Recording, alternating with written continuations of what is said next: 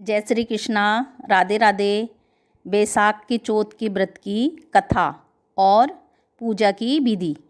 पाटा धो करके पाटे पर सातिया बनाएं, उस पर चांदी की चौथ माता रखें या फिर कोई चांदी की अंगूठी रखें। गणेश जी को विराजमान करें और गेहूं के आखे लें, रोली मोली चावल गुड़ मेहंदी काजल से 13 टीकियाँ लगाएं और पूजा करके फिर कहानी सुने। चौथ माता की कहानी। एक बुढ़िया की एक लड़का था। बुढ़िया माई अपनी बेटी की सलामती के लिए 12 महीनों की चौथ का व्रत करती थी। हर चौथ को पंसारी से 1 दमड़ी का गुड़ और 1 दमड़ी का घी लाती थी। 4 लड्डू बनाती और एक लड़के को देती और एक से पूजा करती। एक हथकार का निकालती और एक रात को चांद उगने पर खुद खा लेती। एक बार उसका बेटा ताई से मिलने गया। उस दिन बैसाख की चौथ थी, सो ताई पूजा कर रही थी। ताई जी, आप तो साल में 4 चौथ करती हो, माँ तो 12 महीने की चौथ करती है। ताई ने कहा, बेटा तेरी माँ तो गटका चौथ करती है, तेरी मेहनत की कमाई को तरमाल खा खा करके उड़ाने का चक्कर है। तू परदेश चला जा, फिर देखना कैसे एक चौथ भी कर पाएगी। लड़के के दिमाग में यह बात बैठ गई। उसने घर आकर माँ से कहा, माँ मैं परदेश जा रहा हूँ। ताई सच कहती है, यहाँ तो मैं जितना भी कमाऊँ तू उसे खाने पीने में उड़ा देती है। माँ ने उसे बहुत समझाया पर वो नहीं माना। माँ ने उसे चौथ माता के 5 आंखें देकर कहा, ये आंखें कठिनाई पड़ने पर तेरी सहायता करेंगे। आंखें लेकर लड़का चल दिया। राह में उसे एक शेर मिला। धार तो आ उस पर झपट्टा तो उसने एक आंका उस पर फेंका और चौथ माता का सुमिरन करने लगा। हे चौथ माता, यदि मेरी माँ मेरे लिए चौथ का व्रत करती हो तो शेर गाय बन जाए। तुरंत शेर गाय बन गया। लड़के ने सोचा, माँ व्रत करती तो मेरे लिए ही थी, किंतु ताई ने तो मुझे सिखा बुझा करके गुमराह कर दिया। खैर अब तो आगे ही चलते हैं। आगे राह में उसे एक नदी मिली जिसमें पानी के बजाय खून से बह रही थी। उसने चौथ माता को सुमिरन करके नदी में एक आंखा डाला और कहा, हे चौथ माता, यदि मेरी माँ मेरे लिए चौथ का व्रत करती है तो दूध दही की नदी बन जाए। तुरंत दूध दही की नदी बन गई। उसने फिर सोचा, देखो मेरी माँ मेरे लिए ही चौथ का व्रत करती थी, किंतु ताई ने तो मुझे झूठ ही बहका दिया। चलते चलते लड़का एक दूसरे राजा की नगरी में पहुंचा।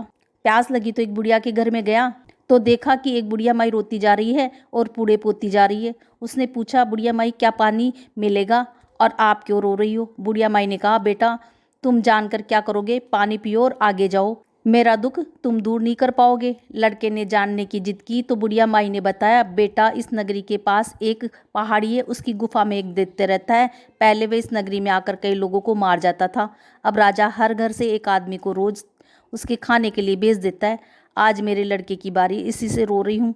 लड़के ने कहा, माई तू मुझे पूड़े खिला दे, तेरे लड़के के बदले में मैं दैत्य के पास चला जाऊंगा। बुढ़िया माई ने कहा, बेटा पूड़े तो तू खा ले पर दूसरे के लिए जान काहे को देगा। लड़का खा पी कर सो गया। रात को राजा के सिपाही बुलाने के लिए आए तो बुढ़िया माई धीरे से बोली, और बीर बटाऊ और बीर बटाऊ, राजा के सिपाही आए हैं। लड़का झट उठ बैठा, बोला, अच्छा माई मैं जा रहा हूँ, तू मेरा लकड़ी और लोटा डोर रख ले, मैं वापस आकर ले लूँगा। माई ने कहा, बेटा तू ऐसे घर जाएगा सो वापस कैसे आएगा? लड़के ने दैत्य के सामने पहुँचते ही एक चौथ का आखा निकाला और उस पर फेंका और कहा, हे चौथ माता, यदि मेरी माँ मेरे लिए ही चौथ का व्रत करती हो तो दैत्य का सिर कटकर गिर जाए। तुरंत दैत्य का सिर कट गया। लड़का खुशी खुशी बुढ़िया माई के पास आया और अपना लोटा डोर लेकर आगे चल पड़ा। चलते चलते लड़का एक दूसरे राजा की नगरी में पहुंचा। इस राज्य में हाव तब पकता था जब एक मनुष्य की बलि दी जाती थी। सिपाहियों ने इस लड़के को पकड़कर आवे में चुग दिया। लड़के ने एक आंखा आवे में डाल दिया और कहा, हे चौथ माता, यदि मेरी माँ मेरे लिए ही चौथ का व्रत करती थी तो हाव मेरी बलि लिए बिना ही झट पक जावे। दूसरे दिन बच्चे कंकड़ उछाल रहे थे तो हाव पे जाकर लगे तो टन से आवाज आई। रानी ने देखा तो राजा से जाकर कहा, राजा जी हाव तो पक गया। राजा ने कहा, रानी यदि बात झूठी निकली तो तेरी जीभ कटवा लूंगा। जाकर देखा तो सचमुच हाव पक गया। बर्तन उतारने शुरू किए तो सोने चांदी के बर्तन निकले। राजा ने कहा, कैसा आश्चर्य है, मिट्टी के बर्तन की जगह ये बर्तन कहाँ से आ गए? तभी अंदर से लड़का बोला, भाई धीरे धीरे उतारना, मेरे लग नहीं जाए। सब डर गए, कहने लगे, तुम कौन हो, भूत हो या प्रेत हो या जिन हो? लड़के ने कहा, ना मैं भूत, ना मैं प्रेत, ना मैं जिन, तुमने जिसे हाव में चुना था वही लड़का हूँ। राजा ने उसे बाहर निकलवाया और कहा, इस हाव से आज तक कोई जीवित नहीं निकला, तुम कैसे बच गए? लड़के ने बताया कि उसकी माँ चौथ का व्रत करती थी, उसी चौथ माता ने उसकी रक्षा की है। राजा ने कहा, मुझे तो विश्वास नहीं होता।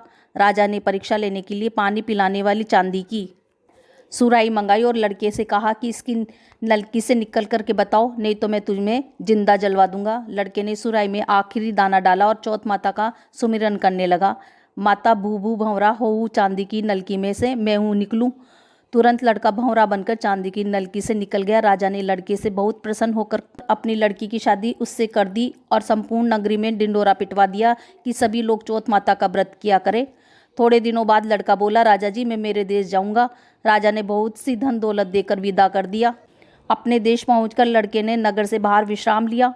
फिर अकेला उसी पंसारी की दुकान पर पहुंचा जहां से उसकी माँ दमड़ी का गुड़ और दमड़ी का घी लेती थी। उस दिन चौथ थी। उसने सोचा माँ अब भी व्रत करती होगी तो यहाँ अवश्य आएगी। उसकी माँ की आंखों में जाले पड़ने से दिखना बहुत कम हो गया था, सो धीरे धीरे लकड़ी टेकती हुई आ रही थी। बेटे ने मजाकिया तौर पर अपना पैर लकड़ी के आगे कर दिया। लकड़ी पैर में टकराई तो वह बोला, बलरे पूत काटी मेरे पैर के लगा दी। माँ उससे पहचान नहीं सकी और कहने लगी, भैया मुझे तुम चाहे जितनी गाली निकाल लो पर मेरे बेटे के लिए कुछ मत कहो। पहले ही मेरे बेटे को उसकी ताई ने भड़काकर मुझसे दूर कर दिया। लड़के ने सोचा, देखो मैंने कितनी बड़ी भूल की। मैंने उस माँ पर शक किया जो आज भी मेरे लिए चौथ माता का व्रत करती है। वह माँ के पैरों में गिर पड़ा और बोला कि माँ मैं तेरा ही बेटा हूँ, मुझे माफ़ कर दे। माँ ने उसको गले से लगाया, लेकिन नगर के लोग इस बात को मानने को तैयार नहीं थे कि यह इसी बुढ़िया का लड़का है। नदी के इस पार लड़के को खड़ा कर दिया और उस पार माँ को और लोहे की कांचली पहना दी। माँ ने कहा, ए चौथ माता, यदि मेरे लड़के के लिए चौथ माता का व्रत करती हूँ तो कांचली फट जाए। कांचली फट गई और माँ के स्तनों से दूध की धार बेटे के मुंह में गिरी। लोग चौथ माता की जय जयकार करने लगे। उस नगर में सभी लोग चौथ माता का व्रत करने लगे। हे चौथ माता, उस बुढ़िया के लड़के की जिस प्रकार सहायता की उसी प्रकार हमारी भी करना। बोलो चौथ माता की जय। इस प्रकार कथा कहकर चौथ माता की कथा की आंखें पल्ले में बांध लेवे और अब नए आंखें लेकर गणेश जी की कथा सुने। एक ब्राह्मण का लड़का विनायक जी की खूब सेवा पूजा करता था। उसकी माँ उससे बहुत लड़ती और झगड़ती, कहती ये सेवा पूजा छोड़ दे और काम धंधा कर, सेवा पूजा काम नहीं आएगी। रोज झगड़ा होता। एक दिन लड़का विनायक जी का नाम लेकर निकल गया और सोचा आज विनायक जी से मिलकर ही इसका उपाय पूछूंगा, वह तभी वापस घर आऊँगा। लड़का वीरान जंगल में पहुँच गया। विनायक जी ने सोचा ये मेरा नाम लेके घर से निकला है, इसे बाघ वगैरह न खा जाएं, इसे तो बचाना ही पड़ेगा। बूढ़े ब्राह्मण का वेश धरकर विनायक जी आए और बोले, लड़के कहाँ जा रहा है? लड़का बोला, विनायक जी के जा रहा हूँ। विनायक जी बोले, कहाँ मिलेंगे? तो लड़का बोला, जहाँ भी मिलेंगे वहीं जाऊँगा, पर जरूर जाऊँगा। विनायक जी उसके प्रण से बहुत प्रभावित हुए, उसको दर्शन दिए और बोले, मैं ही विनायक जी हूँ, बोल क्या चाहता है, कुछ मांग। तो लड़का बोला, मैं तो मांगना ही नहीं जानता, क्या मांगूँ? तो विनायक जी बोले, फिर यहाँ क्यों आया है? तो सोच विचार के लड़का बोला, घोड़े और लगाम मांगूँ, पूछो गजराज को, महल मांग के माड़िया मांगूँ, डोलो हिंगराज को, पुरसन वाली ऐसी मांगू जाना फूल गुलाब को। विनायक जी बोले, लड़के तू तो बहुत चतुर निकला, अनजान बनकर सब मांग लिया, पर कोई बात नहीं, ऐसा ही हो जाएगा। लड़का वापस घर आया तो देखा पीढ़े पर एक छोटी सी दुल्हन बैठी है। घर में बहुत धन दौलत, हाथी घोड़ा लाव लश्कर हो गए। लड़का अपनी माँ से बोला, देखो माँ, इतना प्रताप है विनायक जी में, ये सब उन्हीं ने दिया है। माँ बहुत प्रसन्न हो गई। हे विनायक जी भगवान, जैसे उस लड़के को दिया वैसे सबके भंडार भरना, कहते सुनते हुकारा भरने वाले सभी का भला करना।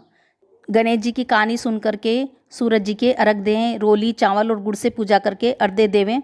सोना किसी सांकड़ी मोत्या को सोहार, चौबाती को दीवलो, चार पहर की रात, आम तले मारो सासुर, नीम तले मारो पीर, चारू गेला यू बहवे कीड़ी की सी नाड़। बैसाखी चौथ का सूरज न अर्घ देता, जियो पूत बीर बरतार, मैं सपूती जोइयो बैसाखी चौथ की रात, मैं सवामन जोइयो बैसाखी चौथ की रात। अब इसी प्रकार रात को चौथ के चांद के अर्घ देवे तो वो आके हाथ में लेकर के चांद को चूरमा हलवा जो भी बनावे उससे जिमावे और अर्घ देवे और यही वापस बोले। जय श्री कृष्णा, राधे राधे।